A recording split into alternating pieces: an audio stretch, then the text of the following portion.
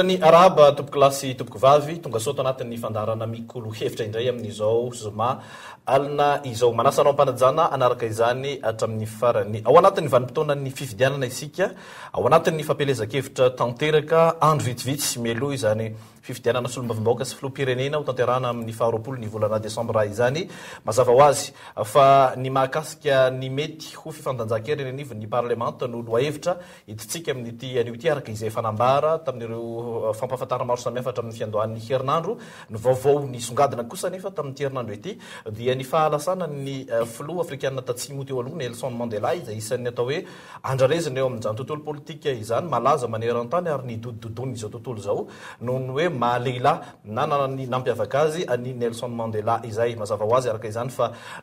ifandraisany ireo vaovao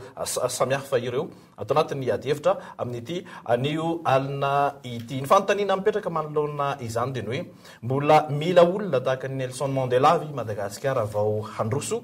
tahaka ny mahazatra manambahiny isika eto amin'ny plateau amin'izao fotoana izao avy ato amin'ny ankaviako ato ny anomboako azy Andriamatoa Olivier Andriamananjara candidat solombavambahoaka ao amin'ny boriboritany fahadimy larina faharoa anatin'ny bilita tokana miarabanao tompoko miarabanao Enikajy ary falikeo miaraba ny mpiaino jaina rehetra dia misaotra ny tamin'ny fanasana ary manantena fa afinaritra ny ady-hevitra androany manaraka izany avy ato amin'ny ankavia to Andriamatoa Eli Rasolonyaina candidat solombavambahoaka ihany koa avy eny Atsimondrano larina faraka amby roapolo ao anatin'ny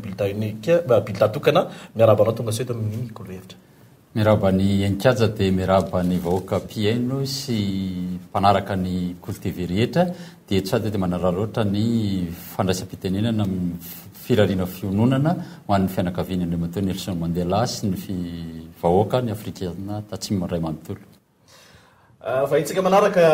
ny feo na ny endrika efa tsy zoviana amin'ny maro itsony ihany koa na manampanao gazety Fidèle Razarapiera isan'ny mpanao gazety ianao angamba nitokana candidat solombavambahoaka raha ho an'Antananarivo anaty boriboritany enina miaraba anao Fidèle tonga soeto amin'ny mikolo-hevitra miaraba Enikajy miaraba ny mpanaraka ny mikolo-hevitra amin'izao ariva izao miaraba ihany koa nreto namako candidat solombavambahoaka telo mirahalahy izay hiaraka hitafa sy hidinika ato anatin'ity fandarana mikolo-hevitra ity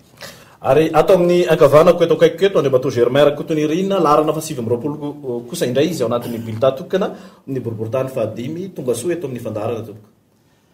misaotra Enikajy ary miaraba anao dia miaraba ihany koa ny teknisianina rehetra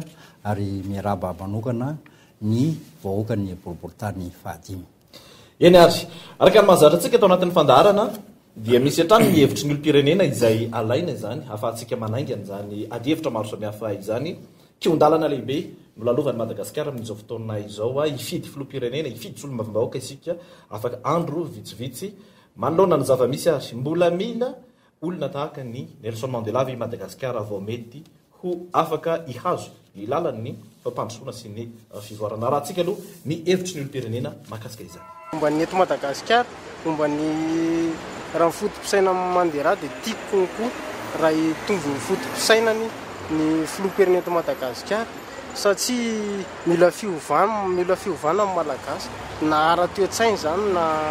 ara-panahy konko satria ohatrany nataon'ny Mandela zao ny apiray amin'ny firenena afrikanina ny tanjony ary tsy ny afrikanina rery fa niraisiny ny hevitra izao tontolo izao mihitsy dia mba hiriko koa mba tahaka an'izany koa eto Madagasikara satria tsika zany amin'ny fitondrana malagasy mbola mizarazara be le hevitra dia tiako mba hitovy ohatr'izay daholo le tsara ohatran'ny Nelson Mandela mila natsoatran'ny Nelson raha dia afaka mandroso foana rehefa misy olona oatra azy misy gasy malagasy be lehibe eto manam-pahaizana mana-tsaina manam-panahy afaka anao oatra anazy fa izany hoe tsy hita le malagasy afaka anao an'izany fa takonan'ireto malagasy hafahafa rehetra eny raha ny tokony ho izy aloha tokony hananaka amin'ny Mandela ny mpitondra eto Madagasikara dia amin'izay mba mandroso le firenena Mitovy ihany izany hoe aloha raha misy azay mety izany mba hampandrosoana an'ilay Madagasikara ilay Madagasikara raha mahita fa fahatranana izao mibetsaka tsy anasa eo moa hitanao fa izay tonga ao dia samy mahay ny ataony daholo dia sava zany tsika ohatr'izay koa mety ho afaka raha ohatra hoe arakaraka mpitondram-pandakana ihany Madagasikara tsy afaka mandroso mihitsy raha tsy ireo mpitondro ireo mila matsapa tena zany atria mipaosiny foana mifantany tsy maintsy misolo ohatry ny Mandela aloha Madagasikara afaka miovany fiainana be mandalo fihavanana tanteraka mihitsy fa tsy tia tena. Nelson Mandela zao azontsika zany raha eto amintsika Madagasikara be da be manampaizana be da be mipilatsaka fidina ohatran'izay. Tokony zany reo mitambatra anankiray ireo dia mba mitondra olona mitondra amin'ny Madagasikara mety ho tafavoaka ihany tsy. Eny ary zay ny hevitry ny olom-pirenena zay ihany koa no entintsika manokatra ny adihevitra tsika dimy mirahalahy mianaka eto amin'ny plateau amin'ity hariva ity tomboka tsy Fidèle Razarapiera avy hatrany. Zay ny hevitry ny olom-pirenena momba ny Madagasikara zany hoe mila sa tsy mila Nelson Mandela Madagasikara hoentin'ny mampandroso azy vidiny. Ya Nelson Mandela entiny resaka araky ny efa nitsika izy be teo hoe fahoriana io gasy rehefa misy maty zany zavatra fahalalam-pomba voalohany dia ny miondrika mpanajana mihitsy manoloana ny fianakaviam-be afrikanina tatsimo miray manontolo satria namoy olomanga dia mirary fiononana ho an'ny firenena afrikanina tatsimo miray manontolo mihitsy sy ny fianakaviany Nelson Mandela. Zay aloha nanomboana ny resaka fanontaniana teo dia hoe mila olona ohatra ny Nelson Mandela hoe Madagasikara vao afaka androso ao anatin'ilay vanim-potoana misy atsika izao sady eny le izy ny tsy ny antony eo aloha ny vanim-potoana samihafa valiko avy any amin'le hoe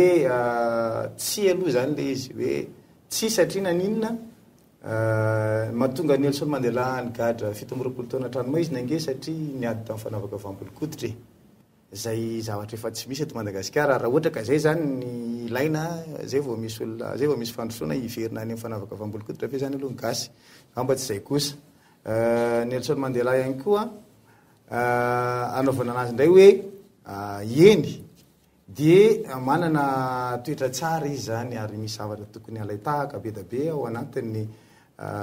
fihetsika nataony Nelson Mandela. Raha ihany angamba no asongatiko amin'izay ary zay ny tena isan'ny itiavako ny Nelson Mandela dia ny tsy nibodony fahefana. Nelson Mandela raha ohatra ka ataontsika hoe te hijanona nandritra ny fotoa fiam-potoana navelona azy teo amin'ny fitondrana afaka nijanona ataoko hoe 20 taona teo amin'ny fahefanany zany Nelson Mandela zany satria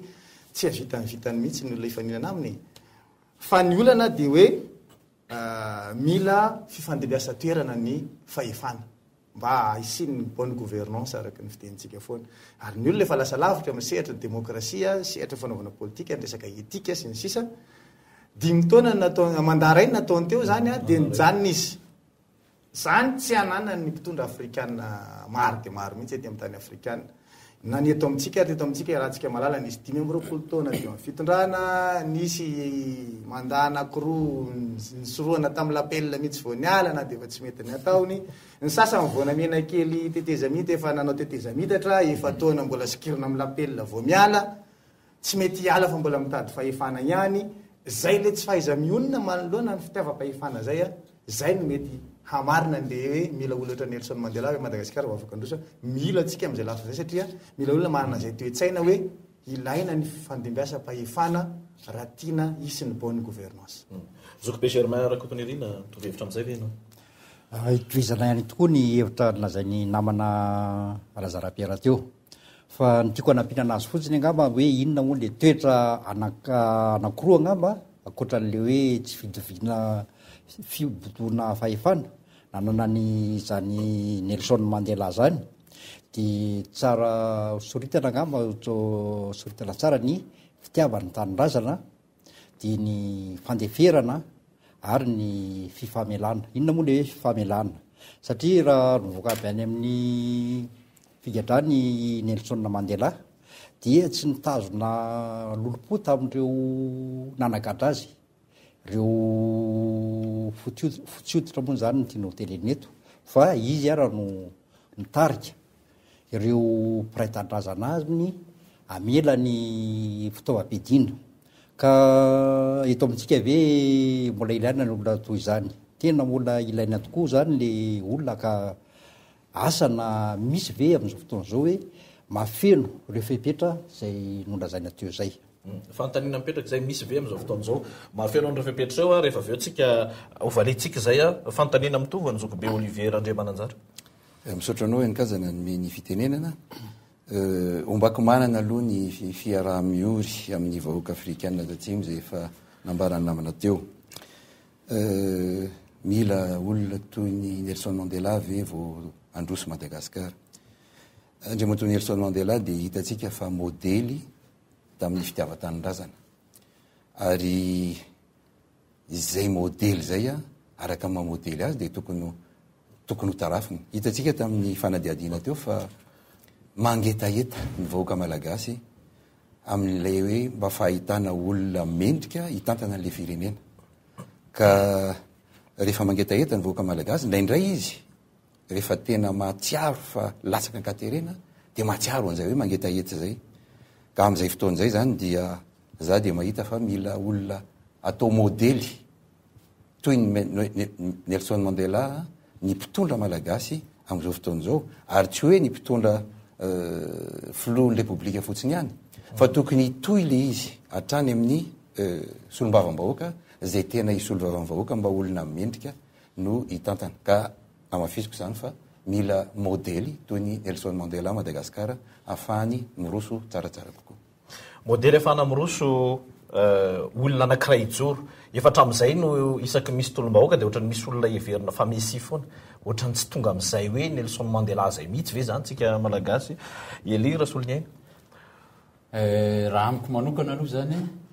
tena ilaina mihitsy ny olona ohatran'ny Nelson Mandela raha hoe Madagasikara, fa zany hoe ny zavatra misy fotsiny hoe tsika ty Madagasikara izy moa tany Afrika Atsimo, fa ny zava-nisiny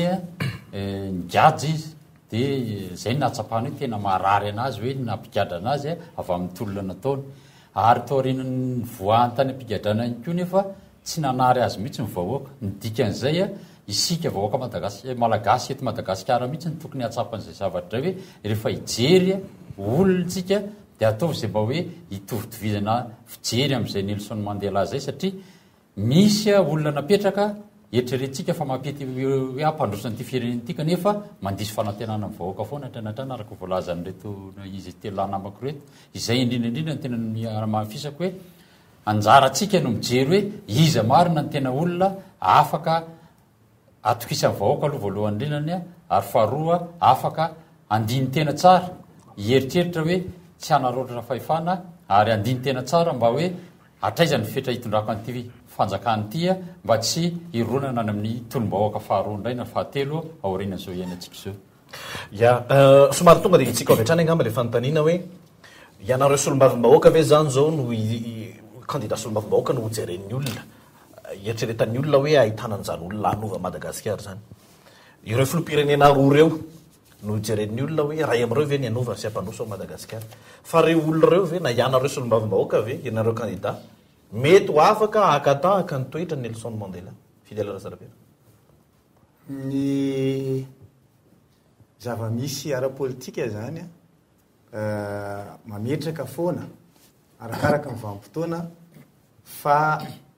misy zavatra mila hovaina be dia be eto Madagasikara zany. Ny ray amin'ireo nefa zany ny tena ngeza dia le ataontsika hoe le toe-tsaina. Io toe-tsaina io zany no isan'ny sakana ngeza be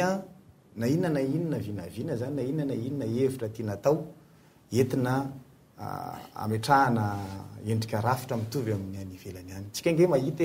hoe mahita ny fifidianana tao any Amerika tsika dia hoe hatray mahafinaritra ny demokrasia ny olona manaiky resy ny anankiray satria manina le toe-tsaina mihitsy nefa voafolaka. Any Frantsa resy ny anankiray hay misy fandeveasam-pahefana tena moramora mihitsy any, manaiky ny anankiray rehefa resy. Fa eto amintsika manina rehefa resy any mbola mitady hevitra hoe zay tsy resy, ary ny sasany mbola tsy mandeha fifidianana dia efa mieritreritra ny hoe vitanay io efa zay mandresy eo. Zay toe-tsaina zay zany ny sarotra indrindra ao anatin'izao fifidianana mitranga zao raha tsika malala fa ny fiodinana faharoa dia candidat avy amin'ny mouvance anankiroa zay mifandona teto. Ny ray mouvance Rajoelina, ny ray mouvance Marc Ravalomanana. Reo mouvance reo dia samy manana ny olona milalao azy avy any arina amin'ireo filoha reo. Ny mouvance Marc Ravalomanana zao dia mahitsika hoe Andriamatoa Jean-Louis Robinson no manao fiodinana faharoa, fa ny miteny sy mitondra ny hevitra rehetrarehetra sy manao ny ataontsika hoe mafana sy mangatsika ao anatin'izay dia Andriamatoa Marc Ravalomanana. Zay le tenentsika foana hoe mitazona telecommande avy any alavitra Marc Ravalomanana dia izy etiny io nampanao nandefa dessin animé izy nandefa tsy fantatro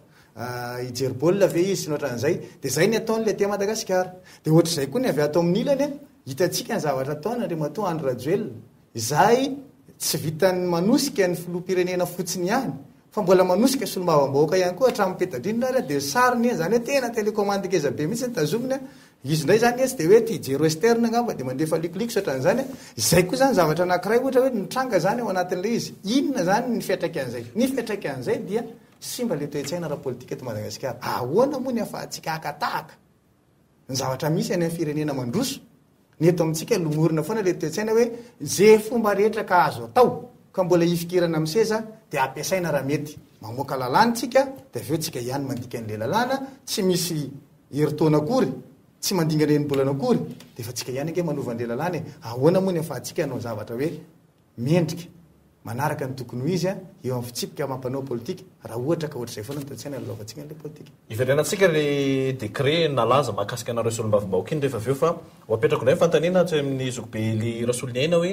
mety misy afaka makatahaka ve ho fahitelo fotsiny le fantaniana any Nelson Mandela ny fahitanao an'ireo candidat filoham-pirenena roa ireo hoe mety isy afaka akatahaka ve fantaniana fieritreretako anazy zany le voalazan'ny fidel Zara-Piera teo ireo anankiroa tsy vitany hoe misy télécommande akaiky anazy eo fa ao arinany eo koa mbola misy fireneny dehibe ny télécommandean'ireo olonireo fahitako an'le izy noho izany zay zavatra zay zany mila fandaminana tsara anatin'le izy eo mila fijerena mila lalàna apetraka tsara anoerana ibalizena zay toe-javatra mety hitranga zay satria na mafy dia mafy toinina ara ny fierovanay ao anatin'ny lalàna zay solombavam-bahoaka zay tafapetraka eo rehefa ny avany velany nisy le olona eo ambonin'ireo lany reo no ibaiko an'ity fireneny ity tsy androso ty fireneny ity raha tsy hoe feom-bahoaka avy amin'ny alalan'ny solombavam-bahoaka mihitsiny no entiny anivon'ny zay mitondra eo dia izay no arahana ohatr'izay ny zava-nisy tany Afrika Atsimo ny vahoaka zany tsy nanaiky hatramin'ny farany fa dia hoe ndao iady amin'ity fanavarakavahambolok'ovitry ty fa i Mandela moa zany nitarika fotsiny to anatin'le izy teo dia nanoana azy hatramin'ny farany vahoaka dia tokony izay foana le fanompona vahoaka zany tena zava-ngeza be ahafahana hoe mampandroso firenena fa hoe niova na tsy iova samy olombelona ireo mety samy manany eritreriny any anatin'le izy eo mety hitondrany an'ity firenentsika ity ny hevitry Zokobe Olivier ia hitantsika moa amin'ity fiodinana faharoa amin'ny fifidianana filohan'ny repoblika ity fa mouvance anankiroa zany no hita atao hoe mifaninana eo amin'izao fotoana izao ireo mouvance anankiroa ireo dia manana ny mpiaro azy indrindraindrindra mieritreritra fa rehefa manana maro anisa amin'ny solombavam-bahoaka izy ao amin'ny assemblée nationale dia iveriny fa hoe andeha tsara kokoa ny raharaha ny zavatra mampanany fa andeha ity raha mijery ny fiatsika zareo hatramin'izay sy fampiatsinina zay hita hatramin'izay dia nitadiavana an'le maro anisa ao amin'ny assemblée nationale dia tsy inona kory fa ny amafisana an'le toerana fotsiny amin'izay fotoan'izay dia mila mihitsy ny mpifidy malagasy ny mpifidy mpiray tanindrazana mba hatsiaro tena fa rehefa mifidy ny solombavam-bahoaka izy tokony hijery misimisy kokoa amin'le olona vaovao zany hoe ireo indépendant zay tsy an'ny atsy tsy an'ny roa mba hahafahana tena miaro ny vahoaka amin'izay fotoan'izay ho ampy ve zay fantaninao apelakitsika hoe ampy ve zay hoe indépendant zay ampilamina n'le fanjakana meko fitenenany Germain rakotonireo amin'le hoe amin'ireo filoham-pirenena ireo candidat zay anankiroa fidina ho lasa filoham-pirenenareo dia hoe misy ve manatsahana fa tsy hitovy mihitsy alohany amin'ny Nelson Mandela raisiko kely le niteneny namana fidelina teo amin'le hoe lalaovina eto dia tehiteny zavatra anankiray amin'ny candidat MMM le mato ajo raha tonga ny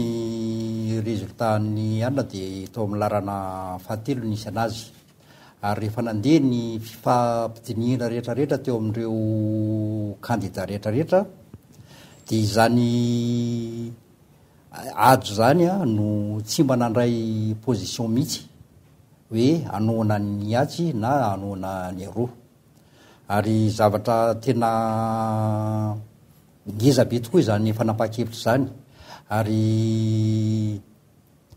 efa miendrika sady manakaikikaiky ny hoe fanekena ny valim-pifidianana zany ka reto anankiroa reto dia ohatran'ny mampanahy be anahy ihany no hoe tena misy fitovizana ve kanefa dia ny raha ohatra monkazay tokoa ny zavatra tanteraka eto izay député zay hofidianareo vahoaka any angamba sisany hoe ametrahanareo ny tena hoe fitokisanareo amin'ny tena hoe hitondra ny etaetanareo sy ny hoe mazavatra tianareo hoentina ary mba anatsara sy anasoa ny fiainanareo andavanandro. Zay angamba ny hoe azoko tenenina kely ny amin'ny momban'ny kandidanako. Raha zay zany ny zava-misy inona no mety ho azonareo député atao eo anivon'ny androm-panjakana? Ny zava-misy matsy ilay bloc anankiroa zany zao araka nambara teo le efa misy ilay bolongana député BDB manaraka ny anankiray candidat filoham-pirenena ray, misy maromaro ihany koa zany manaraka ny anankiray, tsy maintsy ray am'ireo ny filoham-pirenena. Amin'ny fomba ahoana ny heverinareo zany fa hitondrana fanovana eto amin'ity firenena ity Fidèle Razarabe? Ny fitondrana fanovanany samy manana ny paikady entina amin'izany. Ny zava-dehibe fotsiny ao anatin'le izy dia hoe le tsy fialana amin'izay ilay foto-kevitra ny fampizarana tamin'ny olona zay manaraka anao zay. Tsika inge zao raha mandinika tsara ny fanovana zay ndradradradraina teny akanjany be da be no tsy narahana taty aoriany ohatrany hoe matsiaro tena voafitaka le olona rehefa avy eo dia raha tsika malala reny vokatra nivoaka tamin'ny fifidianana voalohany ke vokatra le hoe fialana amin'le foto-kevitra nijoroana tamin'izay le resaka hoe fanovana zay. Ka ny fanovana tsy midika hoe manara-dreny rano, tsy zay ny ahitana fanovana. Satria raha zay eritreritra teneny ankady zay ohatrany hoe andao tsika hifidy zay olony candidat filoham-pirenena fa amin'izay misy fanovana. Zay foana aloha ny zavatra efa nisy teto a. Fanovana voalohany zao takitsika dia ny hoe tany aloha lanina aloha ny filoham-pirenena dia zay tsika vao manao fifidianana filohana solombavambahoaka. Amin'izao fotoana zao nampiarahana le fifidianana solombavambahoaka sy le filoham-pirenena mba tsy hitarafan'ny olona an'izay hoe zay candidat le filoham-pirenena zay efa miasa perinasa ihany no maro anisa ao anatiny antenimieram-pirenena satria ny antony dia ity rehefa le mitondra no manana maro anisa ao anatiny antenimieram-pirenena tsy misy ny adihevitra. Dikitena avy any ambony avokoa ny zavatra rehetra tiana ho ataon'le solombavambahoaka eny anivony antenimieram-pirenena. Io nefa mahatenimieram-pirenena azy dia lapan'ny adihevitra io. Dikan'izay mila miverina misy adihevitra ao ahoana ny iverenan'ny adihevitra ao anatin'ny antenimieram-pirenena dia tokony mipetraka mihitsy ma élection de proximité an'le fifidianana solombavambahoaka satria zay no afahantsika mitondra n'le fanovana tena izy satria misy adihevitra. Raisiko ohatra zany hoe raha ohatra ka avy amin'ny mouvance radial avokoa na avy amin'ny mouvance marika Ravalomanana avokoa le solombavambahoaka efa nisy anie zany ohatra ny mouvance Ravalomanana na ana solombavambahoaka be da be fa inona ny misy teto nisy adihevitra veto ao anatin'ny antenimieram-pirenena tsy nisy ange fa zay tonga eo dia lany dia zay le mahatonga antsika anteny hoe amin'ny tindremaky ty tokony mba ho tsapan'ny olona zay ary soroan'ny olona zay le ataontsika hoe endrika antenimieram-pirenena manara-dreny rano zay fa tsy hoe rehefa zay tonga avy any ambony any dia ekeny rehetrarehetra fa tokony misy adihevitra lehibe mihitsy ao mitranga ary zay ny tokony critère hifidianan'ny olona ny solombavambahoaka any anatin'ny circonscription isan'isany zay misy azy any. Tsy mijery hoe zanak'izy ty na zanak'izy ty tsy any fa nijereny azy dia hoe izy ty milatsaky ty zay aloha voafidiana le solombavambahoaka faritany eo daholo inona ny critère maha-solombavambahoaka solombavambahoaka inona ny mahatonga ny olona anankiray mirotsaka solombavambahoaka fa maninona no mifidy solombavambahoaka tsika fa ny zava-misy amin'izao ny enikaja dia zana ohatra mampimely sady malasa saina hoe fifidianana solombavambahoaka zay anao lalàna ny atao lasa mandeha manala fako le candidat ary tena mampieritreritra ary manao an'izao hoe sao dia fananinana sina fako mihitsy aloha teto ary tsy nalàna amin'ny fako mba afahan'ny candidat-nareo mandeha manala fako ny ataon'ny propagande satria tsy hainy ny asan'ny solombavambahoaka hoe mpanao lalàna izy ary tsy manana hevitra hoentiny fampizarana amin'le olona izy akoatra nefa nalàna zordira dia zay le mahatonga antsika miteny tsika tsy fidy olona mpanala fako fa fidy olona mpanao lalàna. Raha tia hanao fanovana zany tsika dia zay natao hoe andao hifidy olona mpanao lalàna mahafehy tsara an'izay asany solombavambahoaka zay fa tsy député tsy mahay miresaka tsy député matory andro tsy député manara-dreny rano tsy député tsisy azon-damosina zay ny andeha hofidinao fa raha ohatra ka tianao ny sy adihevitra mampiroso ny firenena dia zay mihitsy hoe tadiavo ny olona manana an'izay rehetrarehetra zay manana an'izay hoe fahazotona miresaka zay fahavitrihana eo amin'izay asany solombavambahoaka zay ataontsika hoe fahafehezana an'zay hoe adihevitra zay fa tsy olona tsy afaka iadihevitra mihitsy de atao solombavam-boaka inona ny dikany rehefa olona tsy teny izy tonga ao fa atory de atao inona atao solombavam-boaka tsy leo izy manao asa hafa any mandeha mitaiza zaza any amin'ny crèche ohatra mety amin'ny sasany tagny dida mihitsy nge zany ny zava-misy tokoa am'izao fotoana zao de be deaibe ny fandaharana asa eny ny fanontaniana moa hoe ny olona miova rehefa mahazo fahefana fidèle manokana ahoana moa ny ahafahazaona antoka fa izay tokoa fidèle rehefa mahazo 4-4 rehefa avy eo za efa ntefoana ka fotonga de valiko satria za efa ntefoana fidèle zarapera raha lany solombavam-boaka tsy mila 4-4 mazava be zany tsy petraka ty amiko mihitsy zany zay olona zay hoe iova satria nahazo 4-4 sa tsy mila 4-4 ka le tsangatanana mantsy ny afantarana anareo solombavam-bahoaka zay ny olona ny olotsotra anangatanana fotsiny reo rehefa lany de mahazo tombontsoa de adino zahay vahoaka zay mihitsy ny kajana nataorako amin'ty raha ty zany satria reo namana rehetra zay milaza ifaninana aminay zany milaza mahay manampy vahoaka avokoa mahay miresaka amin'ny vahoaka fa nefa tsy trapa mihitsy ny hoe taiza izy hatramin'izay tamin'ireo vahoaka reo zay aloha ny anankiray faharoa voateniteny teo foana le resaka hoe kiondalana fanovana fampandrosoana raha raisina zao reo teny anankitelo reo a hiditra kiondalana zany tsika mbola tsy fantatra zany hoe inona no avy eo rehefa avy eo misy zavatra tonga de anohatra atsika avy eo rehefa avy eo sa hoe mazava be ny lalana rehefa tafavoaka an'le kiondalana tsika zay ny anankiray ny fanovana sy ny fampandrosoana reo zany zavatra anankiray ohatrany hoe karazana processus zany reo hoe tsy misy hoe tena mahay hoe za no tonga eo de za mahay manova na hoe za no tonga eo de za mahay mampandroso fa zay ny ilana an'le hoe adevitra voalaza nyrety namany rety teo hoe andao iadevitra aloha alohan'ny foano anatin'le kiondalana sao de sanatria fahavalo no hitanao ao de zay zavatra zay tokony amafizitsika rehetra rehefa tafiditra anatin'ny anteny mera moa tsika hoe raha olona tsy ahaya iadevitra tsy ahaya ijery ny lalana ho alea ahafahana miala amin'ny kiondalana hoe ho any amin'ny teny hoe fanovana mamea tsara za satria fanovana ny mety makany amin'ny rahantsika eo de zay zany mila hoe tena adevitra tsara anatin'io ateny mera-pirenena io ka raiso kely le teniteo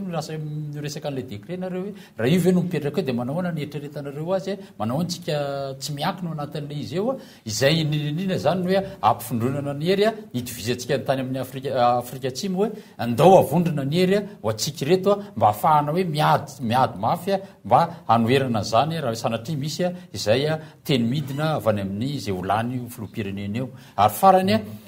izay ny nareo vahoaka ahatsapa tsara an'izay satria nareo vahoaka no manana ny safidy amin'ny fifidianana io ka zay mihitsy mantsy le izy hoe anao ahoana zany zao no endriky ny nareo tsy miankina tsy manaraka an'le candidat anankiroa filoha-pirenena reo ve tsy matahotra ohatrany tsy olany any zay tiako reo manotana ny heriny miseho avokoa ny zavatra rehetra na voakatra amin'ny décret hoe bon afaka manatrika fampelezan-kevitra ny filohan'ny androm-panjakana le hoe erizika no antaninao zany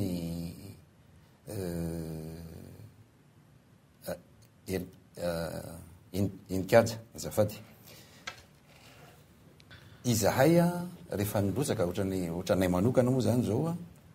raha tsy tonga de hoe irotsarotsaka fotsiny na hoe tonga saina fotsiny hoe te hirotsaka fa efa nandritra ny fotoana maro efa mba nijery ny raha-pirenena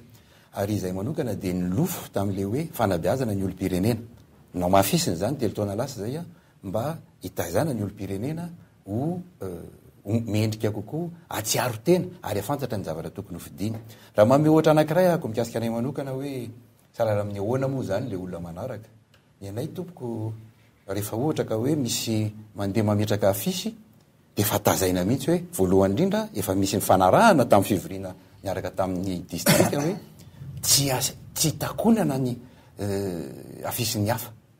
gaga izay fa ny anay de tena isaky ny jery de misy manakona foana asa raha ohatran'izay ny zavatra tokony atao fa ny tiako lazaina de hoe vonina zany indrindra moa rety namako reto de mino fa mitovy hevitra amiko daholo hoe efa vonina hiaro ny vahoaka ao anatin'io assemblée nationale io ary amafisiko le adihevitra zahay ara de mieritreritra hoe ny adihevitra rehetra alao mba ho hitan'ny vahoaka am'izay afaka manosika sy manampy ny ireo député tsy miakina zay tena miaro ny vahoaka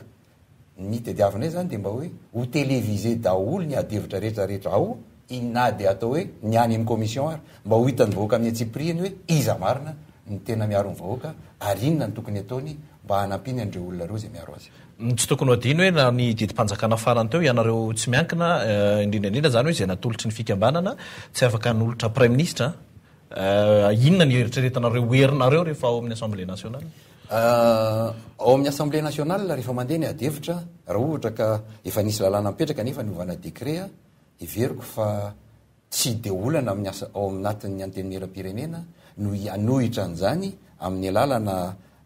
adevitra hafa anankiray zay ahafahana mamoaka lalàna anankiray ihany koa raha ohatra ka iverina fa mampisitsindra azo lena amin'ny vahoaka ny lalàna anankiray zay mety mitranga. Tsy midika ohatrany hoe famerana ny chancenareo rehetrarehetra mba hitovy eo amin'ny fifidianana tokoa ve ny famoana n'ilay didim-panjakana farany iny na tiana na tsy tiana mety nisy ny ahotra ihany na matahotra ny ampahany aminareo candidat zao satria be dia be mafy be le tsindry avy amin'ilay candidat anankiroa amin'le solombavambahoaka mpanaraka azy reo hoe tsy maintsy reo maro anisa ao amin'ny assemblée fidèle ry Zarapera. Misy zavatra tsy de ataontsika hoe katolika loatra mialatsiny amin'le fomba fiteny tamin'iny resaka décret iny. Iny décret iny zany ny dikany de tsotra. Misy olona nieritreritra ny lalao tany amin'ny kanina zay zany ny ohatra kaikely angalako anazy hoe te hanao kanina izy. Rehefa nandeha ny éliminatoire tsy tafa. Direkitra mboly pokotany iny izy mitondra maillot. Aty mboly pokotany aty indray izy zany ny lalao. Zany hoe rehefa tsy tafavoaka tany amin'ny sehatra avoavo kokoa ve anao dia midina manao boly pokotany. Tiako teneny de zay le hoe manamarina ny loahevitra iny hoe fa ny fitiavana no lehibe indrindra. Le fitiavana misy karazany. Io fitiavana teneny io fitiavan-tseza io. Io no lehibe indrindra ao anatin'le zavatra rehetrarehetra satria raha olona tsy tia seza ianao tsy hamoaka ny décret iny satria iny dia décret entina hampandaniana anao manokana mihitsy zany amin'ny fomba kolaka. Tsy fatokisa-teny iny décret iny. Tsy matoky ny valeur an'le candidat anao ianao. Zany hoe ianao manana solombavambahoaka 700 district feno. Dia ianao ve dia manana iavy amin'ireo tsy ahazo ny atao hoe maronisa ao anatin'ny antenimieram-pirenena nefa za manana zay. Ohatra ny anay nge zao raha ohatra ka indépendant mety raha manana 3 4 5 7 80 e. Zay fotsiny. Ny ianao 700 moramora aminao nge zany mahazo maronisa fa matoa ianao matahotra tsy azo an'le maronisa dikan'izay tsy atokisanao zany reo candidat anao reo. Ray zay. Faharoa mbola manaprofo an'le hoe fitiavana ny lehibe indrindra fitiavana seza io sy ny fitiavan-tena dia tsy ny olona tamin'izay fotsiny ianao hoe mahana candidat 700 satria manana ny vola hoety mahana amin'izany fa nasianao sarinao mihitsy le candidat zany hoe takonanao anerinanao ohatrany hoe tsy maleo tena zany reo candidat reo tsy sazon-damosina reo fa raha tsy misy anao reo tsy olany. Zay lafin'izay dia mbola tsy fatokisana fanondroany indray an'le candidat. Efa namenao décret izy aloha mbola namenao an'le sarinao koa izy tena tsisy zavatra mihitsy zany raha za zany tao anatin'le toeran'le candidat dia mienatra hoe inona moa zany ny tokony maha-candidat anaty zany aloha fa tsy ny sariko ny vandravandra ry fa takonan'le olona anankiray dia mbola anaovana décret hoe mba tonga anareo tena atanjaka satria mety roapolo ihany tsika ny olany dia tsy maninona na roapolo ary tsika raika amin'ny 20 ny toerana anatin'ny antenimieram-pirenena indépendant daholo ny ambo tsy maninona fa tsika roapolo ihany afaka manoitra an'le prime ministre. Zokbe te tsy manko efa nyteny misy fomba amin'ny adevitra hafa ozy izy anaovana an'io. Io zany dia zay hoe ny ohatra avy any ambony. Ny avy any ambony mamono lalam-pifidianana. Lalàna lalam-pifidianana zay lanin'ny antenimieram-pirenena zay navadika hoe congrès synthétisme sy ny antenimieran-dola zay navadika hoe CST. Reo zany nisy volam-bahoaka mihitsy nalaina lanina tamin'ireny nandinika ny lalam-pifidianana iny. Ahoana moa ny andraisanao akatara tampotampoka eo le izy dia sy ny avinao ny décret dia maty le lalam-pifidianana.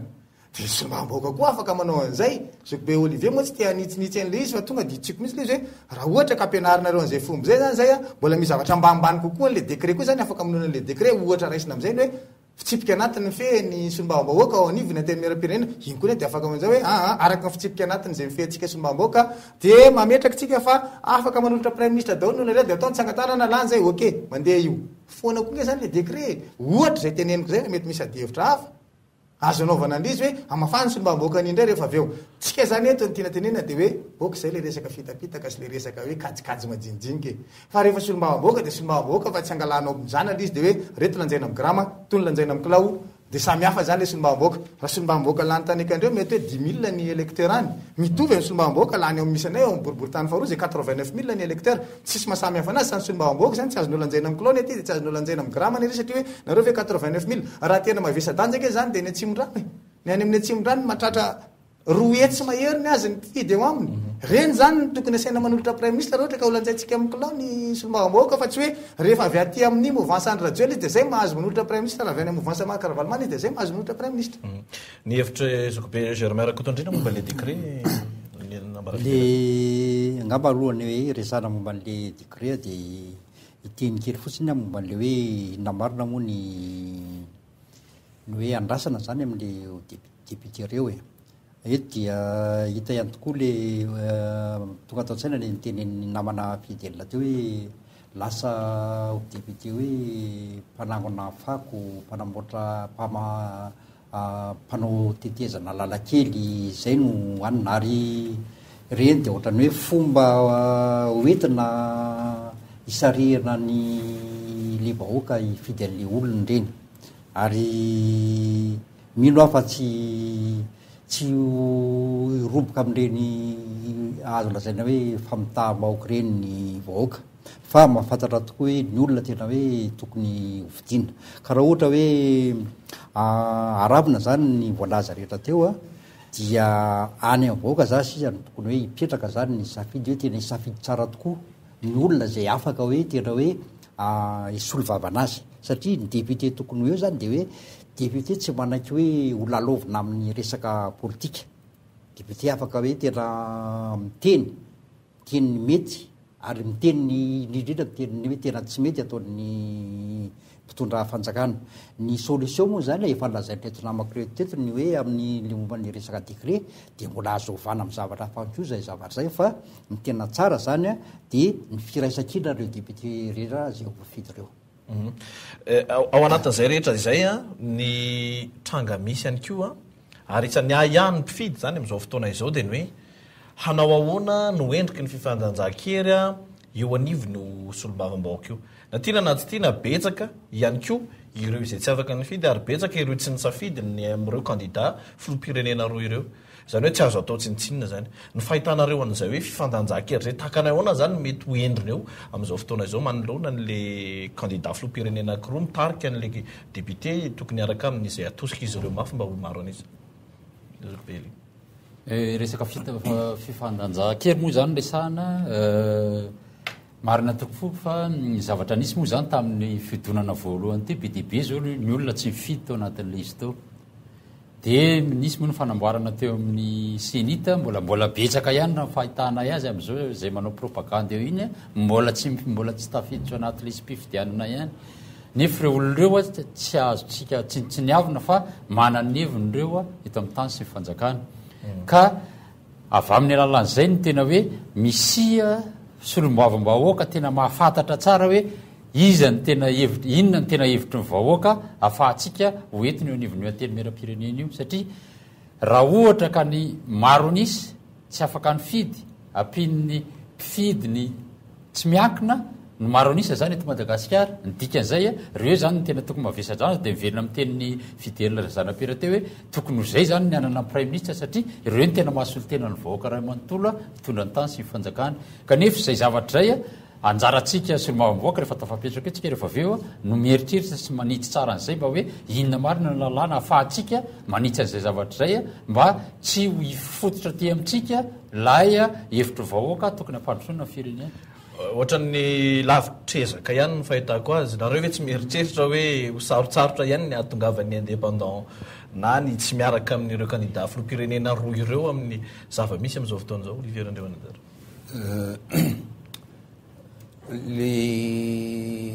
le fomba oetiny le fomba fanametrahany enikajany le fantaniana de ohatran'ny efa hoe iravoravo-tanana sahady ohatrohatran'izay fandraisako azy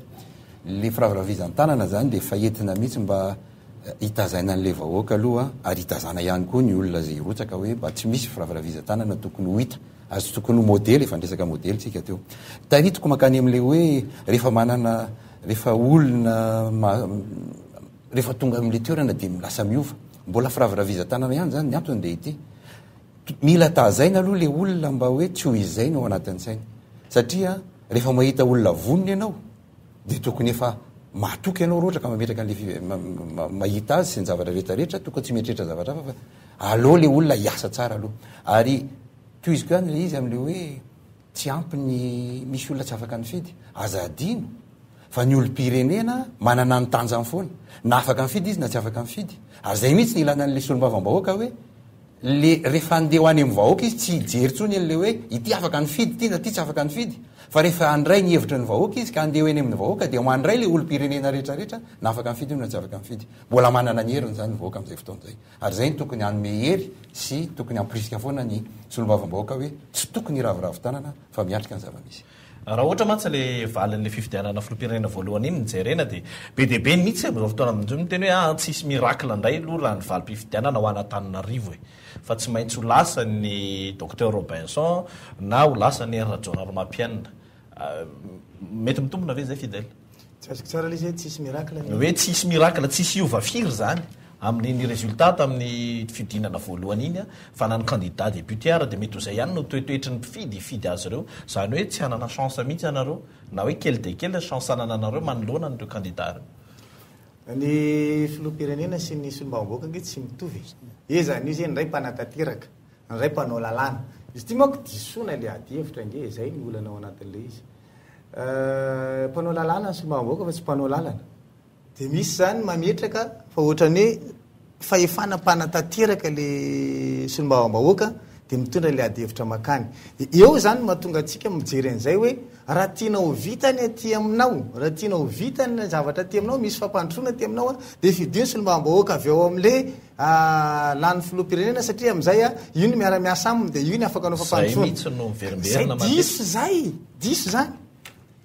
lalàna nge ny atao fa tsy hoe andao tsika andeha namboatra bassin andeha namboatra latrine na ohatran'izany ho any vahoaka raha zay izy dia raha lasa ministra ianao rehefa voafidy solombavam-bahoaka dia matoky aho hoe ianao kosa zany kay lasa ministra rehefa avy eo dia ianao zany no mitantana ianao no manana ministera ny fanajariana ny tany ianao manana ministera ny fambolena ianao manana ministera ny fiompiana dia ataonao le fampandrosoana ny resaka fizantany fa ity solombavam-bahoaka anao lalàna ianao no mamaritra hoe inona zavatra ataony fahefana mpanatateraka dikan'izay na miaraka amin'le filoham-pirenena ianao na tsy miaraka amin'le filoham-pirenena ianao afaka mamaritra foanan'io ary zay ny zava-dehibe satria ty ny adihevitra nge ao anatin'ny hotely miara-pirenena io any ilainy raha ohatra azy ka avy amin'le filoham-pirenena ny betsaka sy maro anisa solombavam-bahoaka eo mihitsy ny tsisy fampandrosoana ny antony dia ty le gouvernementa teanao kajikajy amin'izay zavatra mpanaovan'le filoham-pirenena anazy dia inona zavatra ataony tenenina fotsiny le solombavam-bahoaka avy eo amin'le maro anisa hoe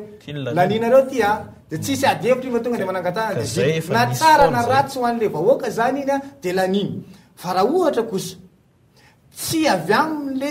mpanatateraka no maro anisa ao anatin'ny ateny miara-pirenena ady hevitra tsy fakahitahina hatramin'ny roa maraina ary loi de finance ny resaka eto ohatra teti-bolam-panjakana zany teti-bolam-panjakana ve dia azonao ekena enikaja hoe roa andro ny andiniana an'izay dia samy rava mety ndray andro akory ary dia vita ny fandiniana ny resaka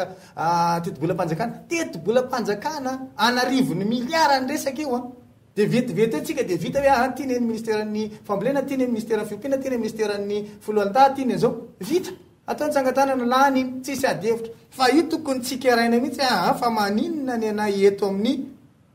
faritra nalamanga no ity ny vola lefanareo makao nefa retoreto ny tetikasa tokony hotoananao sy tokony ampianao fa maninona misy an'ity fa maninona ny avelantsika isokatra amin'ny fanondranana ompy zany aby iny dia fa zavatra rovanao ny tatsahany sy ny mpamboly any amin'ny faritra any hoe ty tsy ekeny ty lalàny ty zay le ady hevitra zay ny ilaina mampandroso ka raha ohatra ka maro anisa avy any ampitantanao anatin'ny fanefana-panatateraka no maro anisa ao anatin'ny ateny miara-pirenena tsisy ady hevitra io fa raha vao miteny fotsiny ary baiky mety na hoe orzala lanio le lalàna any fa azasiana devitra lanio le tetibola any fa azasiana devitra alefasy le resaka satanfe mpiasa mpanjakana any fa azasiana devitra fa tsika manao an'io tsisy adevitra izy maty antoka am'izay le vahoaka maty antoka am'izay ary zay ny tenena le vahoaka mahaiza mifidy fa raha tsy mahay mifidy ianao dia safidinao mamaritra ny anjaranao ny safidy foana mamaritra ny anjara raha mahay misafidy tsika dikan'izay ny zavatra rehetra zay andalo anatin'ny ateny miara-pirenena io isy ady hevitra daholo eo mihitsy le izy hoe atraiza no mety fahafahanareo anova zavatra rehefa tonga ao amin'ny teny mera-pirenena mbola adihevitra hafa koza iny amin'ny hoe anao ahoana ny rapitso ny fahefana epelatanany fahefana-panatanteraka mety ahafahany ihany ko manovan'izay hoe miasa kely de mety oravanina tsy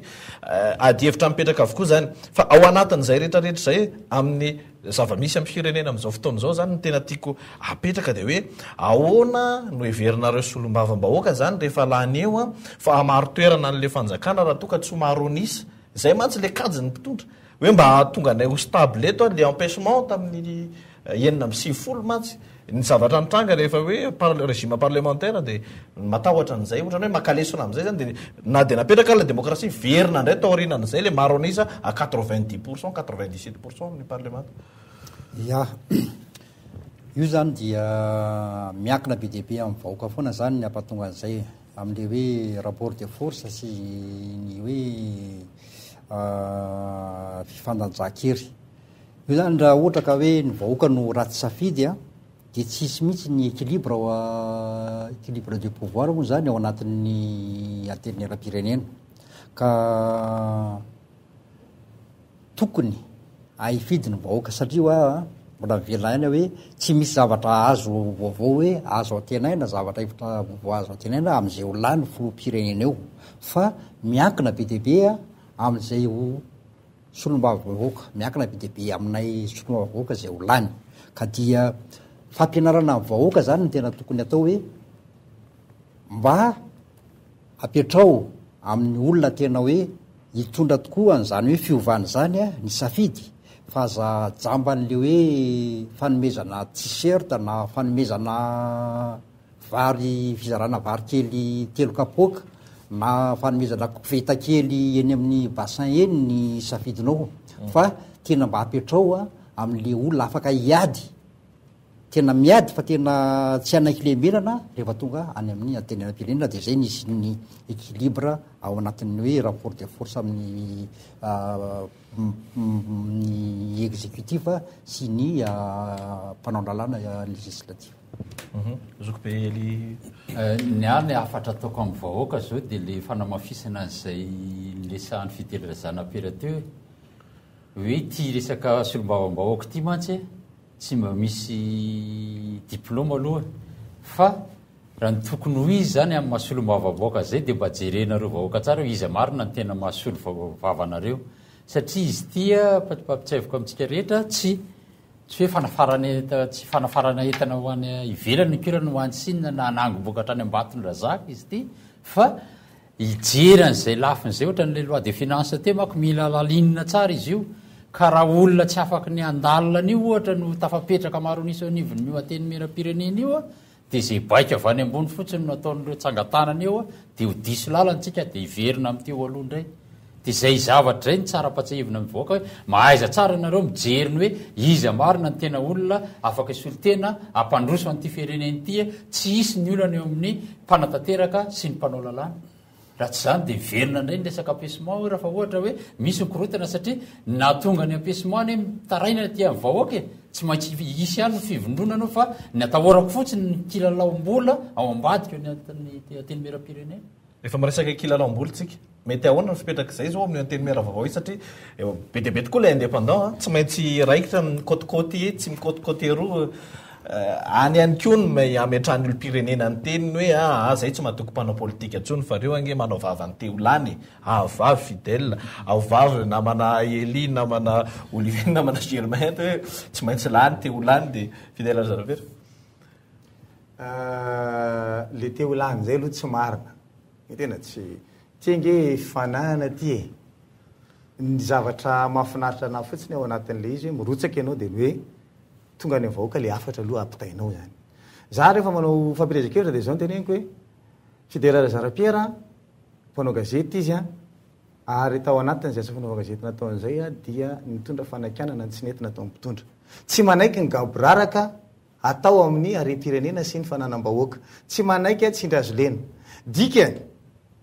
raha ohatra ka mitovy am'izay sy mifandraiky am'izay le asan'ny solombavambahoaka de fidio fidèle fa tsy mahafaty antoka anao fa raha ohatra ka tsy zay le asan'ny solombavambahoaka fa hoe andeha androka zordirako izy azany fidèle fa tsy hainy iny zay zany le tiako tenenina hoe miasany solombavam-boaka mihitsy mila fantatry le mpifidy enge ny solombavam-boaka dia anao lalàna ny solombavam-boaka dia mijanona ho aryfanina ho an'le fahefana mpanantanteraka zany hoe miaro an'le vahoaka mihitsy mba tsy ho tantely afadrakotra ny rem-pirenena raha tsy afaka manakihana zany ny solombavam-boaka fidinao fa olona tsisy azon-damosina fa anaraka baiko fotsiny matiantoka ange anao le mpifidy zay mahatonga na miteny raha ohatra ka fantatrareo fa vitako ny manakihana fahefana mpanantanteraka vitako ny mitsikerany zavatra tsy mety haiko zany raha ohatra ka fantatrareo fa haiko de fidio aho fa raha fantatrareo tsy haiko zany aza mifidy ana fa tsy maninona de ohatr'izay koa le izy hoe zay mihitsy ny zavatra takina ao anatin'le izy mba tsy anaovantsika an'izany hoe raha tsy mitovy am'le olona anao fifidianana filoham-pirenena ihany ny solombavam-boaka de tsy mety diso be zany fa ny solombavam-boaka de mila olona afaka anao adihevitra foana zay aloha tadidiva zay ny fitsipika voalohany ary tsy mila olona tsy manana azy namosina fa mila olona mijoro fa ny olona tsy manana azy namosina manara-dreny rano reny mahafaty antoka ny ateny miram-pirenena fa andaniana vola tsy toko tsy foroanao solombavam-boaka nge ka mahazo karama mahazo indemnité de cession mahazo crédit mahazo lasantsy mbola mahazo frais amin'ny fiaramanidina ro an'ny avy any lavitra za vola rehetrarehetra zany atao inona raha ho mpanangatanana fotsiny le solombavam-boaka tonga amin'ny ateny miram-pirenena fa matoa ianao zany manome an'izay any an'le solombavam-boaka de ty solombavam-boaka afaka manangana voamiera handinika ny zavatra anakiray mitranga ohatra resaka bois de rose tsika aleo asina commission d'enquête raha ohatra ka misy olo anakiray vao teny hoe ty manao misy taratasy fa manao bois de rose ty rangaty de mitsangana voamiera ao anivony ateny miram-pirenena manao fanadidina mikasika an'izany hoe aondratsika mandeha tsokosoko ny crome aondratsika tsokosoko ny volamena atsangana voamiera mandinika manokana monga zany fa eo le resaka vola tianao tenenina hoe misy an'ne vola ny vola raha volany navita zavatra mbola filoham-pirenena ny amiral de diratsiraka mbola filoham-pirenena andriamatomary Ravalomanana mbola mijanona mitarika antitetezady mety ty foana fa tsy ho avy am'izao fifidianana zao andriamatoandro Rajoelina vola dolo nge neto zany olo zany mirehirehy rehefa nahazo fanjakana fa naninona ny ongana teo ny amiral de diratsiraka naninona ny ongana teo ny filoha Marc Ravalomanana nefa nanam-bola zay natao hoe vola misy fetrany rehefa haitsika mandanjalanja hoe ty zavatra takin'ny vahoaka tsy misy vola miresaky zany eo fa ny olana de ty le olona sasany zay ohatra ny mieritreritra ny andeha eo noho zay vola zay reny mihitsy ny azafidino fa raha olona mafetena am'zay resaka raha-bola zay mety tsara taonao sy mitovy hevitra am'izay ve ianao Olivier ie manamafy an'le izy mihitsy ary raha ny tena marina alohan'zay ngamba aloha iverenao kely le teniny enikaza le hoe mety raha manelingelina n'le filoham-pirenena ny maronisa tsy miankina ao anatin'ny anteny miram-pirenena dia mety ho ravany le izy le ravana aloha ngamba tsy raha zavatra voafidym-bahoaka tsy tokony ho ravaravana fotsiny am'izao raha tsy misy antony lehibe manokana zay porfon'le filohan'ny republika fa tena mitombina zay aloha ny anankiray ary faharoa raha ohatra ka ravany io mbola isy ihany ny fifidianana de mbola efa fantatry ny olona zany hoe inona tokony ataony fa de ny eo ihany le olona veriny fa afaka iaro azy ihany tsy maintsy ho veriny eo am'le anteny miram-pirenena manarak'izay am'le resaka hoe vola ho anay manokana ary efa ndresaka zay moa za moa de ndresaka fanabeazana foana teo hoe fa nanomboka nanabe tsika olo-pirenena mitohy foana zay ary mitohy zay na inona valy ny fifidianana io ny fitiava-tanindrazana zany no mbakeo anay matoa zay ndrotsaka fa tsy resaka vola ary zao koa hoe tadidio fa naiza eto am'ty fiainana ty rehefa vola mampifamatotra le volany mety ho lany ka raha lany ny vola raha vao azy ny fifamatorana ka raha izany mbola hitondrantsika amin'ny firenena angamba de iahaka eo foana amin'ny vahoaka fa de vao maika tsy hisy pia zay ngamba ny zavatra tiako ambara amin'ny ka le izy mantsy rehefa ohatra zao aloha nareo mahay miteniny zany fa rehefa ao nareo misy mila tsangatana ry de efa mandeha izay mpanao gazety mahafantatra an'izany fa be deabe ny vola ao hoe andany an'izao andany an'izao ka nalaina zay tsy mitovy hevitra am'tena de any mpifidy mihitsy zany iny ny tokony hojerena ve zany raha ny hevitra amafisiko le izy raha ohatra ka fa ty vola hoe vola no tiana ho tazonina de fa vola ihany koa ny zarainay tamin'ny mpifidy anay mba hifidy anay fa rehefa tsy zay hitan'ny mpifidy fa nataonao fa nitaiza ianao ary rehefa ohatra ka le mpifidy mahatsapa hoe fanabeazana nomen'ity olony ty tena fitsinjovana no avin'ny firenena nomen'ity olony ty mazava fa iny olona iny ko tsy mba handray vola rehefa tonga amin'ny anteny miram-pirenena zay ngamba nyetiko ilazana aminao ny zava-misy ihany koa zany am'izao fotoana izao manoloana n'le fiazaka zany le fifidianana efa andro vitsy moa zany sisa de ho avy le fifidianana filoham-pirenena manahoana ny mety fahatokisanareo an'io fifidianana io adio tanteraka ve izy io aiza hoaiza ny tokony homailo ampifidy aiza hoaiza ny tokony homailo ianareo candidat solombavam-bahoaka indrindra fa ianareo moa zany a tsisy ao anatin'le manaraka le candidat anakoroa Fidèle Lazarapera tsotra le izy ka ny mampadio le fifidianana anie dia fanarahantsika amin'ny fitsipika amin'ny fe ny olana kely ary zay zao dia isan'ny zavatra anankiray ilana solombavam-bahoaka ohatrana efatra amin'ny rahalahy zao hitako mety hoe mijoro le solombavam-bahoaka na avy amin'ny tsy miankina tsy manino io nge inona zavatra tiako tenenina omenao fahefana ny senité manao fifidianana mana fahefana izy manao fifidianana fa tsy omenao fahefana izy manasazy sanke dia efa bingo le lalànatsika bingo le fitsipika amin'ny featsika raisiko ohatra voanomboka fifidianana dia miteny mpampakateny fanondrakotondra zaka eo amin'ny fahita lavitra eo amin'ny onjam-peondra de pirenena malagasy hoe tsy azonareo ametahana afisy ny eny amin'ireny mpanao fixe reny mandeha mifampelezakevitra mahita candidat anao mametraka afisy amina mpanao fixe inona no teneninao miteny any amin'ny senité zany anao dia tsotra mivaliny avoakany hoe zay nge tsy afaka manasazy fa mamerina amin'ny candidat fotsiny hoe tsy azo asiana petadrindriny hoe inona ny dikan'izany zany mila ovana zany dikan'izay inona mahatonga an'izy hoe tsy madio le fifidianana tsy madio le fifidianana rehefa tsy arahantsika amin'ny fitsipika mbola miverina re amin'le toetsaina tenenika any io le fitsipika amin'ny fe mihitsiny zay no hitsakitsahantsika ny atapony mihitsy le fitsipika tsisy mety anaraka an'izany nametraka ny lalam-pifidianana hoe tsy tokony hanohana candidat ao anatin'ny mpitantana teteza mita angalantsika décret lasytsika manohana an'izy ny sarytsika petakitsika eny tsika mihitsy mandray fitenenana nefa tsika olona mbola ao anatin'le fanjakana tsy tokony ianao an'izay tsika ihany ne mandika an'le lalàny ahoana moa tsika amin'izay nitendra aveo hoe azo antoka ve fifidianana io tsy azo antoka io aloha tsy matoky zay matoky de matoky mailo ka mirotsaka fa zao satria za tsy matoky tsy hoe rehefa tsy matoky a de matory rehefa tsy matoky a de mandray fepetra ampanohana ana hoe ataotsika andromaso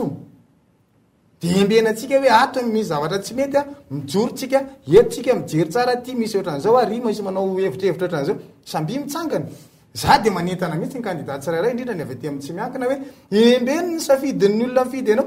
aza manaiky lembenana am'izay anao very amin'ny kartesi izy io nynangama ny afatra ataoko am'izay hoe inona no atao hoe fatikisana ny hoe fahavitany fifidianana na aloha dia akiniko aminareo vahoaka efa betsaka ny rahako taminareo vahoaka tatanivona tsimon-drano a dia miara miafy eo tsika amin'izay fanarahana ny fifidianana io a hatramin'ny andro isokafa miboroa fifidianana ka mandra-pikatiny izy io dia ity larako ka raha misy mikitikitika nyty larana faraky ambyroapolo ty afahasambato sy ny transcription dia miaraka miteny eo anaty boroam-pifidianana eo tsika rehetra fa dia izay no antoka lehibe ahafahana hoe inona no azo iarovana nyto fandehanana amin'ny tokony ho izy a ity fifidianana ty fetsifetsy ny candidat eli rasolonena fa manararoatra manao propagande sokobe Olivier reo mananjara mahatoky an'io ve ianao anahoana no mety ho fepetra raisina manokana zany ao anatin'le fifidianana amin'ny endriny am'izao fotoana zao amin'ny endriny am'izao fotoana zao a na oinona aloha dia tokony ho mailo foana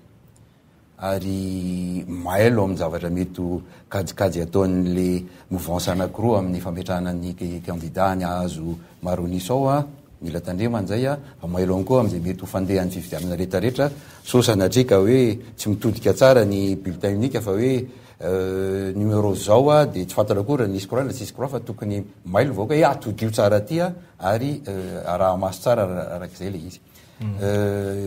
mila fahamailona zany a na oinona le izy fa matoko anao moa mirotsaka tsy maintsy zay no tokony entinao a mifampitaiza ya sotra enikatsa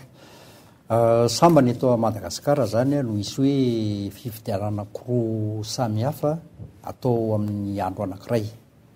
tamin'ny taloha dia rahantsika malala fa ray hatrany ny fifidianana atao nefa tamin'izany fotoana zany ara dia zafady dia efa betsaka reo ny antsoantso fa hoe tsy ara-dalàna ny fifidianana fa nisy fangalaram-bato maika ve fa amin'izao hoe fifidianana anankiroa atao amin'ny fotoana anankiray dia za zany a miteny fa mila mailo ny rehetra indrindra fa ireo solotena candidat député amin'ny fanisambato fa raha tsy zany dia atao hoe avo enina avy telo eno taloha ny zavatra tsy marina hitranga ka ny olona tokony ho lany lasa tsy lany a ary le olona hoe lany zany a tsy tokony ho lany zay zany ny tiako tenena hoe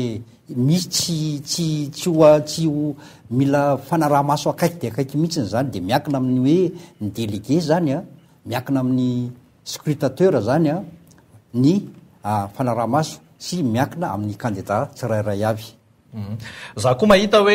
ny tena moa mpanao gazety misy mpanao gazety mpiara-miasa amin'ny tena mandeha eny rehetrarehetra eny fa mbola be deabe ny tsy mahay an'le mifidy a na hoe ohatrany ahoana ny lanjany mety ho vato ananany a na hoe candidat ny ohatrany ahoana rehefa mahazo vato ohatrany ahoana ny no mety ho lany ao anatin'le izy nareo hoe miresaka amin'ny olona an'izany zavatra zany ihany koa sa hoe ohatrany ahoana ny anjara andraikitrareo zany ao anatin'le izy amin'izao vanim-potoana fohy de fohy alohan'ny fifidianana zao fidèle io le mbola petrako foana le izy eo amin'le fanomanantsika na ny fanaovana ny fifidianantsika dia ohatrany za tsy miteny kototo fa tsy mafety tanteraka n'le asatsika de spécimen nge vo tsy haiko firy andro zay vo tonga ary am'izao tsika mbola maheno hoe misy district anankiray diso ny resaka de naverina ny Afrika atsimo zany nge mampalahelo ny zavatra ohatran'izany hoe firenena eritrerititsika ivoaka amina crise de tratrana zavatra ohatr' zany a tsy miomana zany tsika nefa fantatra efa izy fifidiana re zavatra reny zany tokony efa elo reny nalefa zay nge matoa mena fempotoana zay ho mampalahelo amin'izy tika hoe le kajikajy be loatra za zao ohatra ndraisiko za mino fa retina makorety misy tafidra tao anatin'izay vonikatona voalohany vanim-potoana fametrahana candidature ny solombaboaka efa tonga ny ana ny atota taratasy fa voapetraka tamin'ny vanim-potoana nikatona ny voalohany tany volana jona isa volana inona tany iny nefa voapetraka nefa reo candidat mafeno district fito amby folo am'zato reo eka taty amin'ora farany reo voatonga reo tsy niomana reo normal be reo ohatra ka hitady olona mpitaiza zaza ry atao candidat satria tsy niomana am'le izy anao tsy anananao kory ny candidat hipetraka am'le toerana de tsiponina daoly am'zay hoe ay ianona zao mba mety atao candidat ahoana ianao mety zay anao ohatra de misy mandaa za tsy anao ay rehefa tsisy aniana zany de ianona atao ato mandeha ho azy fotsiny le fametrahana an'le olona candidat normal be raha hotaponanao sarinao satria ianao ihany rehefa mahafantatra hoe tamin'ny fotoana fidiananao andreo candidat reo a nisy olona tsy tokony ho candidat io mihitsy fa tsy nisy olona de napetraka eo fotsiny io zany mba sitrany hoe misy candidat am'le boriboritany na am'le farim-pifidianana anankiray de ohatran'izay zany tiatsika tenenina hoe le tsika mihitsy no tsy niomana dikany tsy ampy le fanabeazana ray zay satria le vanim-potoana anaovana an'izay tsy tonga hatramin'ny tena tokony ho izy na tamin'ny fiodinana voalohany io a na tamin'ity fiodinana faharosy ty firesaka solombaboaka ty ny zavatra anankiray mitranga koa de mampalahelo fa rehefa mbola eny akanjo tsika de tsika tsara miteny hoe mila lalàna io TVM io mila lalàna io radio national malagasy io fa rehefa azo tsika amin'ny fahefana tsika manakatona an'io a de inona zavatra mandeha eo atao direct ao ny candidat mpanjakana zay mamaika atsika ampiasan'le izy lasa ataotsika fananatsika le fananam-bahoaka fa maninona io raha sokafa nefa ela be io radio pirenena sy ny gaga nge anao manontany inona moa zao ny olanao anareo tsy anome vanim-potoana lava be hitenenany candidat tsirairay ao anatin'ny TVM na hiteny mandritra ny adiny folo ary mpanao vanim-potoana fampelezakevitra nge sao efa nakina any amin'ny senita ny fantaminana an'izany de apaha-potoana tsy haiko adiny ray sa adiny roa no misy de hoe hiteny ray minitra aleko a tsy miteny inona zavatra voateniko anatin'ny ray minitra za be resaka be ty sampy anazy zany de leko mihitsy tsy miteny dikan'izay ohatrany tsy misy zany le fitaovam-panjakana nefa io ny antokana mahafena Madagasikara raha tsy am'izao ny viva mahazo mandeha amin'ny satelita zao a de mahafena Madagasikara zay tsy manaraka lalàna koa zany a tsika zany rehefa ohatra ka mitokony de mahita fa hoe tokony atao an'izao io raha de reny zany reny fitaovam-panjakana reny tokony hiasa eo amin'ny fanabeazana ny vahoaka mpifidy tokony zay ny asany fa maninona ny ataonao fanabeazana voaka mpifidy amin'ny fampahafantarana ny candidat-nao fotsiny zay ngele tsy mety dikan'izany ny teo ihany miverina tsika tsy mety anova mihitsy a rehefa anovana zany tsy ho hitanao fa de zay rehefa avy eo de ianao ihany mahazo manao fahita lavitra koa mahafenao Madagasikara satria manina andefasanao ale zany nefa nisy teto e zany hoe rehefa mitondra fanjakana ianao de mahenika Madagasikara fahita lavitra ao ny hafa tsy mahazo manitatra mampalahelo zany zavatra zany a ahoana moa nisy tsika miverina ndray izy am'izao fotoana zao malatsika ianao mpanao gazety maharaka an'izany tsara ny viva am'izao fotoana zao mandeha satelita maheno Madagasikara zany ve ny zavatra ataotsika eto le fanabeazana n'le olo-pirenena tsy atao fa ny zavatra kajikajy manjinika ohatra zany manahirana tsy de normal be tsika raha ohatra zao ka zay nefa tonga amin'ny teny za tsy matoky an'le fifidiana mandray fepetra zokobely ny any eritreritry manokana zany de hoe ndao ampiny tsika efa da zao eto ndao ampina mihitsy nyle vahoaka aloha hoe inona ny tokony ataonareo zany mola manana zay fotoana kely ny teny mankinikatsa hita hoe fitsy le fotoana ndao ao anatin'ny fampilezakevitra zay atao mitovitovy fodikevitra ihany tsika efa da amty de manainga anareo vahoaka zany de nzao hoe mahaiza mijery zay olona mitovitovy fodikevitra efa da reto amin'ny toerana misy anareo avy ratsy zany de mety voafitaka ihany nareo amin'ny fifidianan'io satria zany moa ny zava-misy eto amin'ny tany sy fifanjakana zany zany fanararota-pahefana kely misy eo zany le izay mihitsy mantsy le izy hoe tena hanova zavatra ve ianareo solombavibahoaka rehefa tonga eo tena hanova marina ve manapetra ihany fotoanatsika ho avelako amintana ny valana zay fantaniny zay tsirairay avy ianareo de hofaranatsika mifandarana tena hanova marina ve ianareo inona ny antoka omenareo ny olona fa tsy iova ianareo rehefa tonga eo mba hanampy ny olona ihany koa zay afantatra hoe iza marina ny tena tokony hofidiny asesiko avy atsy amin'ny izoko be ily ny araky nyvolazako enam-panaovana fampilezakevitra eny ny antoko ameko amin'ny vahoaka zany de izahako tena hidiny eny amin'ny vahoaka rena rehefa tonga tsy hanao ohatran'izao hoe rehefa fampilezakevitra ihany vo hidiny eny amin'ny vahoaka fa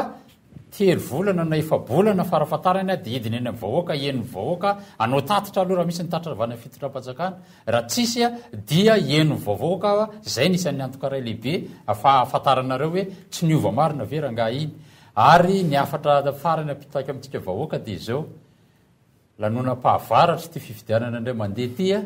tonga avy amin'ny fidy maraina fa sao de avy nirana na ny ariva de hijanona ao an-trano ao nareo de ho diso fanantenana nareo rehefa aveva fa le vatonareo anankiray iny mety anaovany zava-misy eto Madagasikara. Ia ny antoka azo omena aloha maro raha tsy resaka fotsiny aho hoe ny fifantohanay manokana eo amin'ny fokon'olona mba hijerena ifotony ny zavatra mahazo ny vahoaka ny anivon'ny fokon'olona fa misy anankiray zay tiako azogadina manokana ny tenanay efa taleny logistika tao amin'ny assemblée nationale resaka teknika zany fa tsy politika tamin'ny fotoana androny tamin'ny fotoana atao hoe nafapana tamin'ny 2010 rehefa napetraka ny CT sy ny CST dia nandreza efa nisy ordonnance saika hoe tsy andray karama CT CST fa indemnité de cession fotsiny raha izay nisy tena izahay ara nrotsaka tao saingy le ordonnance nivoaka taty aoriana tsy izay le izy fa ohatran'ny nanjary nahazo karama isam-bolana tombontsoa isan-karazany nefa sady tsy olom-boafidy ary vahoaka marobe satria anjatony parlementaire ka ny zavatra nataonay kosa nefa teo anatrehan'izany de tsy nrotsaka izahay tao anatin'io na de afaka nanao ary satria ny feo ny fieritreretanay mihitsy no mandah fa fambotrina ny vahoaka zany etsy mikaiky amin'ny krizy nefa ny anao eto tsy matsiaro tena ka dia zay ngamba ny antoka lehibe ahafahanay milaza hoe tena ny vahoaka misy ny orovanay ary natomboka tamin'io fotoana io ny fiarovana ny vahoaka sy ny fitsinjovana azy tamin'ny tsy firotsahanay CT. Eny ary zero araka tonerina. Ya ny antoka moa dia ny antoka voalohany zany dia ny hoe fanaovana ny tatitra aloha any amin'ny vahoaka zay nandaniny tena ary natonga ny tena hoe eo amin'ny toerany hoe sotomavamboaka zay. Ny antoka faharoa tiako tenenay any ko dia ny hoe reo vahoaka ny firaisana fahadimondreo dia mahafantatra tsara ny tenanay satria efa nanana andraikitra any ko izahay tao amin'izany firaisana fahadimy zany ny fanantanterahana ny fotodrafitrasa maromaro ary zany fotodrafitrasa zany dia nisy ny fitantarana vola nanantanterahana an'izany ary anisan'ny nitatana ny vola tamin'izany ny tenanay ary dia tanteraka avokoa reny atao hoe isaky ny fokotany angamba samy nanana ny projet ny daholo tamin'izany fotoana zany vita araky ny laniny atao hoe vahoaka azy reny asy reny tsy amin'izao fotoana zao izay no ivadika indray ka hoe lasa iova fa dia fantatry ny vahoaka ihany ny hoe tokony amezan'ny pitokisana anay zay angamba. Mamarana azy Fidèle Razarapiero. Antoka misy ny antoka azo tsapahitana aingana be fa nyteneniko teo ihany le izy hoe Fidèle Razarapiero milatsaka solombavam-bahoaka ao borivoatany faharoa raha lany solombavam-bahoaka aloha za tsy mila 4-4 raha misy ny vola ividianan'le 4-4 anao viasa na fotodrafitrasa ho an'le vahoaka mifidy anay fa mahantra le vahoaka zay aloha raha izay faharoa antoka za tsy isan'ny mpanararo-pahefana rehefa mahazo toerana ny olona zavatra mamaika anazy voalohany dia le manao blingbling ozy tsika le misehoseho ivelany asina escorta asina garde du corps be vitre fumé asina n'le cocardiny koa ny ary amin'ny aloha ary le saina kely iny be da be zany zavatra hampisehoana ivelany fa manana fahefahanao za tsy mba nisy any saina kely iny raha lany solombavam-bahoaka amin'ny fiarako ihany zany fa tsy katikatran'ny solombavam-bahoaka tsy misy aniny mihitsy sady manimba tômobile koa le izy raha teo ka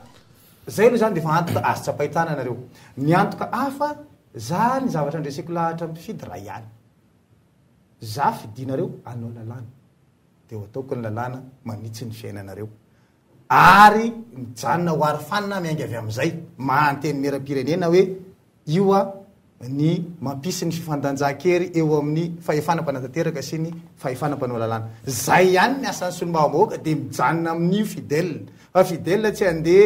hanao ny asan'ny mpanatanteraka ka andeha andray benary na hoe andray tsy haiko fa fafa mihitsy de zany mahafa